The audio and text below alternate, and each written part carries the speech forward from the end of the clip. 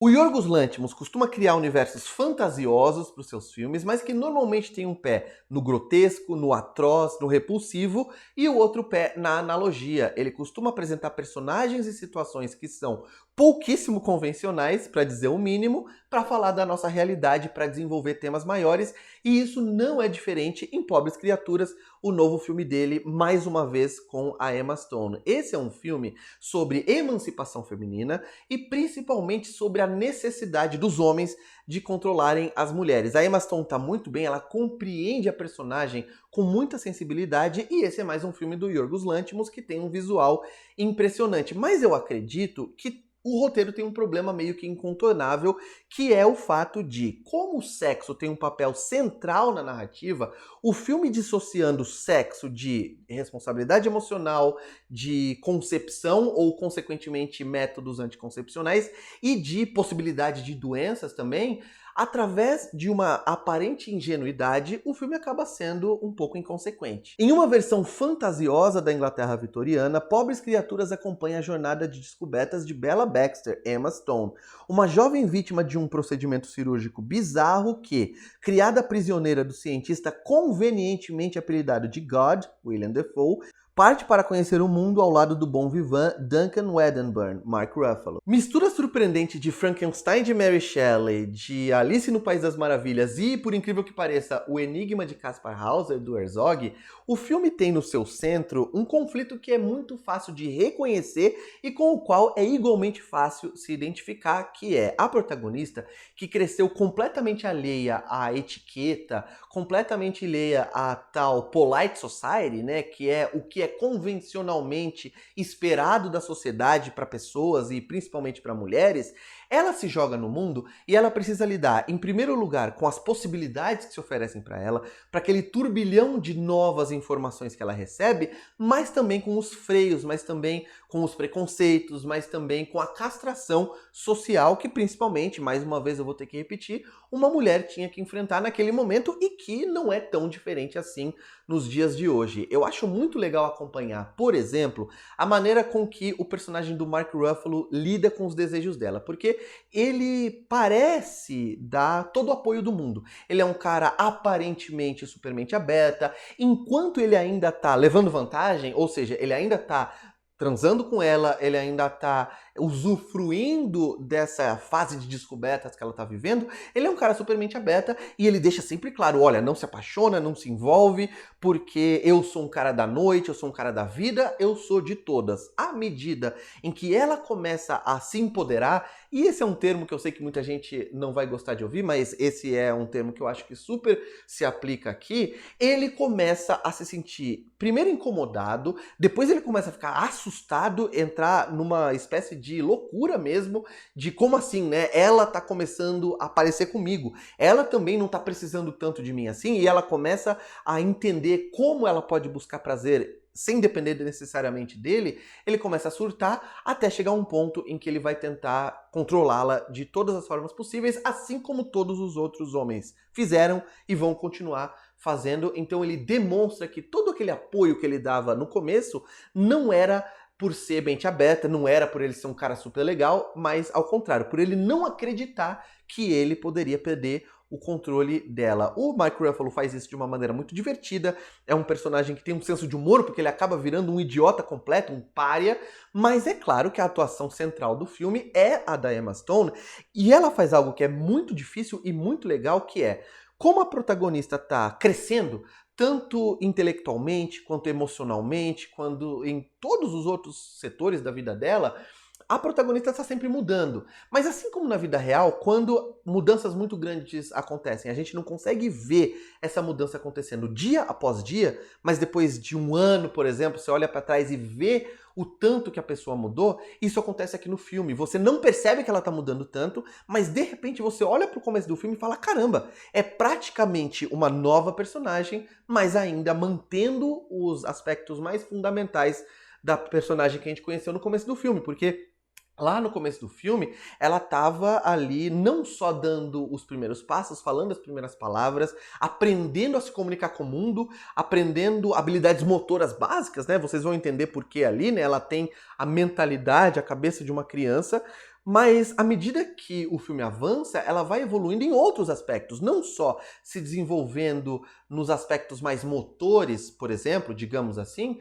mas também ela, a partir das leituras que ela faz das pessoas que ela conhece e com quem ela conversa, ela começa a virar uma mulher mais articulada, uma mulher que tem um conhecimento de mundo maior, com as experiências que ela tem, ela também começa a filtrar o que ela quer, o que ela não quer, o que faz sentido para ela e o que não faz, e ela começa a ter muito mais segurança, ter mais inteligência emocional para lidar com as pessoas ao redor, e a Emma Stone faz isso com muita sutileza e de uma maneira muito convincente. E tem um clichê de crítica cinematográfica que é, sempre que um crítico falar que uma atriz mulher, né, se despiu de qualquer tipo de vaidade na tela, você pode ter certeza que ela fica pelada e você pode ter certeza que essa nudez não tem um objetivo estético, não tem um objetivo sensual, mas é uma nudez mais realista, uma nudez mais entregue ali no contexto da personagem, e é isso que acontece aqui. Então, se algum crítico falar isso, você pode ter certeza que o que ele está falando é que ela não apresenta a nudez dela da maneira com que ele esperava.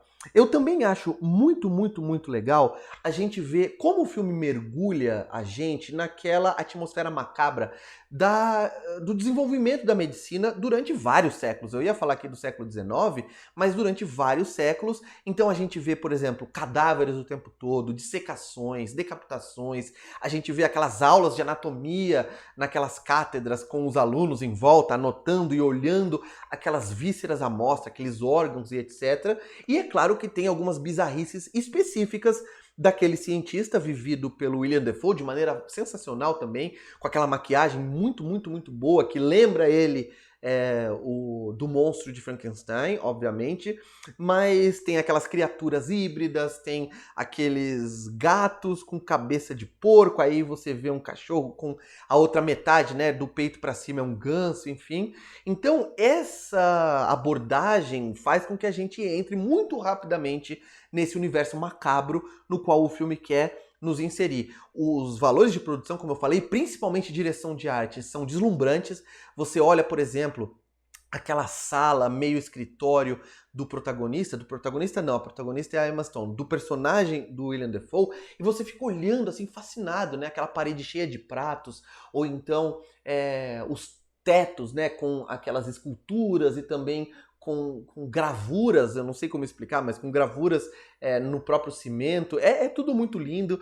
O filme vai de um país para outro, por exemplo, e quando ele leva a gente para Lisboa, em Portugal, é incrível, né? A direção de arte é maravilhosa. Você vê uma criação lúdica, fantástica, uma reconstrução de Lisboa.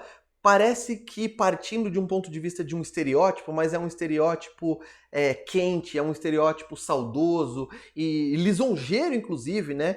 Pesando nas cores. O filme oscila muito bem entre o preto e branco de Londres, aí depois que a gente descobre que não era por ser Londres, era por ela ainda estar aprisionada, porque quando ela volta para Londres, Londres já tem cor, mesmo não tendo as cores vibrantes de Lisboa, por exemplo. Enfim, é um filme fascinante do ponto de vista visual. Eu só acredito que a fotografia do filme, ela parece estar indicando um caminho que o Yorgos Lanthimos vai começar a seguir daqui para frente. Porque a gente sempre associou alguns elementos de linguagem aos filmes dele como uma ferramenta que ele usava para gerar sentimentos específicos, né? Ele usava de uma forma narrativa. Por exemplo, ele sempre usou muito lentes grandes angulares, lentes olho de peixe, para gerar uma sensação muito forte de desconforto, para gerar uma sensação muito forte de distorção daquele universo, e esse aqui é um filme no qual ele vai fazer isso de uma maneira mais extrema do que ele jamais fez na carreira. Inclusive essa distorção meio expressionista também se vê nos cenários muitas vezes, nas locações, na maneira com que ele filma, nessas lentes grandes angulares, mas ele exagera tanto nisso que parece que ele está se autoparodiando. Então eu tenho medo que daqui para frente o Yorgos Lanthimos já tenha atingido o ápice da carreira, e tem muito diretor que começa a entrar nessa onda, né, de se autoparodiar, e isso acaba perdendo um pouco o impacto, né? A gente começa a perceber que o diretor não está fazendo aquilo mais por objetivos narrativos, mas como se ele soubesse o que a gente espera dele e ele estivesse dando pra gente um pouco mais do que a gente espera. Então, é filme bem Yorgos Lanthimos que vocês querem, então é isso que eu vou entregar. Aqui eu ainda acho que funciona, apesar de, como eu falei, em alguns momentos isso ser extremo demais. E algumas horas, né, em alguns momentos do filme, isso realmente é extremo. Tem momentos em que a gente só vê um círculo de imagem no centro da tela, como se tivesse a íris fechada, o resto tudo preto, e aquela íris é realmente uma lente olho de peixe com bem, assim, os ângulos bem distorcidos, os cantos bem distorcidos, e parece, quando a gente está assistindo ao filme, que aquilo está expressando o ponto de vista subjetivo de alguém, mas aí quando você vai parar para pensar, você fala, ninguém pode ter esse plano subjetivo. Isso não é a visão de alguém, isso é a objetiva do diretor que está, de certa forma, levando o seu estilo particular ao limite. Eu acredito, para terminar o vídeo, que esse filme tendo 2 horas e 21 minutos de duração, ele poderia ser um pouco mais curto. Eu não tenho problema com filmes longos. Eu acho que cada filme tem a sua duração ideal, tem filmes que precisam de muito mais tempo. Quando tem gente que reclama do Scorsese, por exemplo, de O Irlandês ou de Assassinos da Lua das Flores, eu acho que esses filmes têm a duração que eles precisam, porque as histórias exigem isso. Mas aqui eu acho que não é necessário. E eu vou dar um exemplo muito simples. Como o filme tem capítulos divididos de acordo com o lugar em que cada etapa da jornada da protagonista se passa, então tem o capítulo de Londres, depois vai ter um outro de Londres lá no final, né? O filme começa e termina em Londres, mas vai ter um capítulo em Lisboa, vai ter um capítulo em Paris, vai ter um em Alexandria, vai ter um outro num cruzeiro lá, num navio. Eu acredito que, por exemplo, esse capítulo do navio, ele é completamente desnecessário, porque a gente, antes dele, já acompanhou aquele momento de primavera do despertar da protagonista em Lisboa, em que tudo é vibrante, as cores são quentes, e ela tá num lugar que tem pastel de nata, e eu não julgo a compulsão dela por pastel de nata, então é o momento do desabrochar da protagonista. Depois tem a cena e o capítulo do navio, e depois já vai ter o capítulo de Alexandria, que é o momento em que ela se depara com a maldade do mundo, com a crueldade. Só que esse momento entre Lisboa e Alexandria, eu acho que não tem muito a acrescentar à jornada da protagonista. Eu acho que funciona mais ou menos como se fosse um interlúdio, que eu acho que é desnecessário. Se tirasse aqueles minutos ali, o filme ainda ficaria com um pouco mais de 2 horas, provavelmente, mas eu acho que é uma barriguinha que o filme tem ali. E eu sinto muito, cada vez mais, que filmes que querem ganhar prêmios, filmes que querem ser considerados filmes sérios, filmes importantes, entre muitas aspas aqui, eles têm essa necessidade. Se a gente for muito curto, se o filme for muito curto, as pessoas não vão levar a sério. Eu acho que quando isso é feito por cacuete, por obrigação, não funciona tão bem. Como eu falei, eu acredito sim que o filme tem problemas, eu acho que ele deixa, mesmo que seja o foco dele realmente mostrar o desabrochar sexual e também em todas as áreas da vida daquela mulher e não necessariamente as consequências que aquilo pode gerar, mas eu acho que ele ignorar completamente essas consequências é um pouco inconsequente. Ignorar as consequências é inconsequente, óbvio, né, João? Olha só, eu tô gravando essa versão do vídeo aqui já, tem um tempão que eu tô gravando e eu erro nesse momento, mas vai assim mesmo. Né, um momento de vulnerabilidade aqui. Quando a gente grava, muitas vezes a gente pensa em falar uma palavra, mas acaba usando outra, mas é isso que eu quero dizer, né? O filme acaba sendo um pouco inconsequente, e eu acho que ele tá sim sendo superestimado nessa temporada de premiações. Eu acho um grande filme, eu acho um filme que funciona muito bem por tudo isso que eu falei até agora, mas ele tem alguns problemas e não é a obra-prima que muita gente tem considerado. Quando vocês assistirem ao filme, eu quero que vocês venham aqui me dizer se vocês gostaram, não gostaram, concordam ou discordam dos pontos que eu apresentei nessa crítica, como eu sempre falo. Não se esqueçam de dar um like no vídeo se vocês gostaram, de se inscrever no canal se vocês ainda não estão inscritos, de clicar no sininho e para sempre receber notificações de vídeos novos por aqui. Isso é muito importante para o canal crescer. Eu deixo esse momento para o final do vídeo, momento aqui de confissão também, porque eu acho chato eu ficar pedindo pra vocês lá no começo. Eu quero que vocês assistam o conteúdo e quando acabar o vídeo, eu quero que vocês decidam, cara, gostei dessa crítica, gostei desse canal, vou me inscrever. Então eu tô te pedindo no final, eu não atrapalhei a sua experiência com o vídeo, então dá um like, se inscreve, clica no sininho. E por hoje eu vou ficando por aqui. Um abraço, tchau.